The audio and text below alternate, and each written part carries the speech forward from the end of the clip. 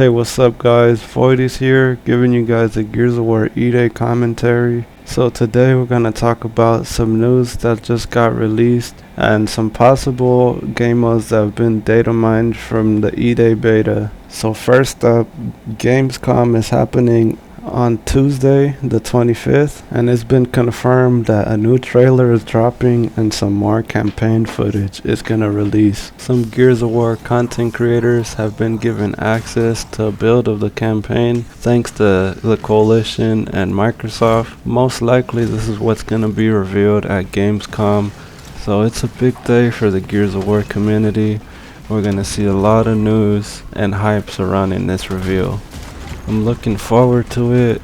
Hopefully this game puts Gears of War back on the map. I want this game to succeed a lot. It's good for the community and I want this game to last for a long time. We need this game to be successful to show Microsoft that we want Gears of War. So next up, we're gonna talk about some confirmed game modes. Demolition is having its Gears of War debut. It's been wanted in the Gears of War community for a very long time. I can remember even back in Gears of War 3, people were talking about a bomb type game mode. The description is simple: plant, defend, and detonate. The timer on the bomb is going to be 60 seconds, and it's going to have a 6-minute round timer and 3 rounds to win. The first major objective is getting to the enemy bomb site. Once your team secures a bomb, you have to make your way to the enemy bomb site and successfully plant it. Once it's planted, your team has to defend it until detonation. And this is where team play is extremely important. Once the bomb is planted, respawns are disabled for the planting team, meaning you have to stay there and defend the bomb or else you lose the round. They're also going to add a fuse timer mechanic. If the bomb isn't successfully detonated, the lowest remaining fuse timer determines the outcome of the round. So it looks like Demolition is going to create some very tense moments, especially if a team is trying to hold a site and the bomb timer is clicking down. Obviously we know about Conquest and TDM as both modes were in the E-Day beta. So I'm going to give a brief description of them.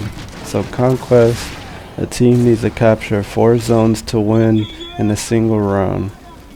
Each zone has a 3-minute time bank, so when you clear an enemy team from the zone, that's when the zone begins to capture itself and gather progress. Each zone cannot be contested by the enemy team as your progress will be halted. Meaning team play is very crucial in this mode as you can't go out and kill hunt. You have to keep track of your zones and control the map so the time banks don't run out. In TDM it's very simple. Each team has 15 lives.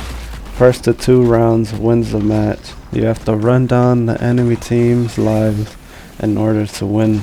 So the next few modes have been data mined from the E-Day beta, which are Crucible, Guardian, King of the Hill, Warpath, and the return of Wingman. So first up we have Crucible. It looks like it's going to involve the power core like they have in Horde Siege. You need to win 3 zones to win the round, and it requires 2 rounds to win the match. Each round will have a 10-minute timer. The first thing, you have to seize the core, and the team that has the core has to maintain control of a zone with the core inside of it. But if the core is kept out of the zone for too long, it resets. So you simply can't run away with the core. It looks like they're gonna have a mechanic where dropping the core causes your team to lose capture progress.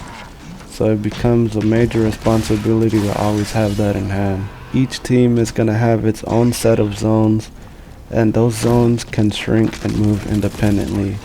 So that's going to make Crucible a very objective mode, and teams are constantly going to have to adapt to what's happening around them. Next up, we have the return of Guardian, a fan favorite Gears mode. So I'll keep this very brief. Obviously we have 3 other teammates and the leader. It's very simple.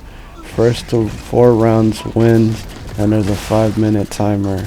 So while the other 3 teammates go out and hunt the enemy team's leader, if you kill that leader and wipe the rest of the team, you win the round. The next game mode that is possibly returning is King of the Hill.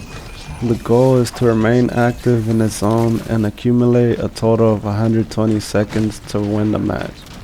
If the zone timer runs out, it's gonna rotate to a different position on the map. It's very simple because with the ring rotations, you're always on the edge of where the next hill is gonna be. The next data mine game mode is Warpath. The objective of this mode is to maintain control of a moving zone. First to 100 points wins the round. It requires 2 rounds to win the match, and each round has a 10-minute timer.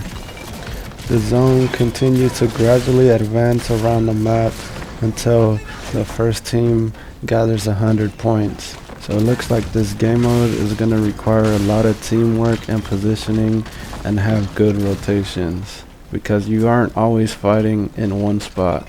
It's basically like a moving battlefield. And finally, according to this data mine, the long-awaited Wingman will return. It's been in Gears of War 2 and 3. This is a fan favorite mode that fans have been asking for a very long time. Since this game is only gonna have 8-player multiplayer maps, it should be 4 squads, 2 teammates each. And what I could briefly remember from Gears of War 2 and 3, the squad that obtains 25 points wins. So which mode are you guys most excited to play? And if you're a Gears of War fan, make sure you subscribe to Voidies for more Gears of War E-Day news, gameplay, breakdowns, and multiplayer content. Thank you for watching. I'll leave you guys with the rest of the gameplay and see you in the next one. Bye.